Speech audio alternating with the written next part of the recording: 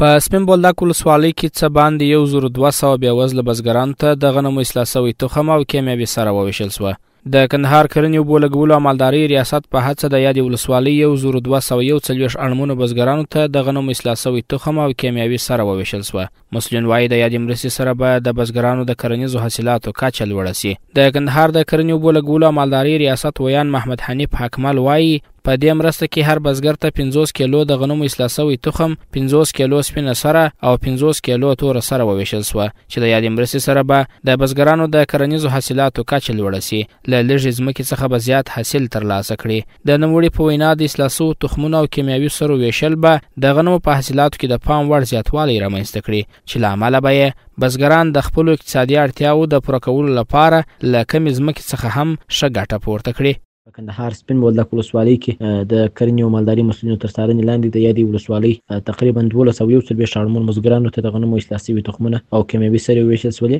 په دغه مرسته کې هر بزګر ته 50 کیلو د غنمو اصلاح سوی تخم، 50 کیلو سپینه سره او 50 کیلو توره سره وویشل سوله. د دې مرستې هدف موخه د بزګرانو د کرنیزو حاصلاتو کچه لوړه کړي، د کمې ځمکې څخه زیات حاصل ترلاسه کړي او د اصلاح سوي تخمونو او کیمیاوي سرو په ویش سره په حاصلاتو کې د پام وړ زیاتوالی راسي. د یادونې وړ ده چې مخکې هم د کندهار په سپین بولدک ولسوالۍ کې د 2700 اړمنو بزګرانو سره د اصلاح سوو تخمونو او کیمیاوي سرو مرسته سوې وه چې د یادې مرستې سره سم یې د اصلاح سوو غنمو او کیمیاوي سرې د ویش پروسه بشپړه سوه.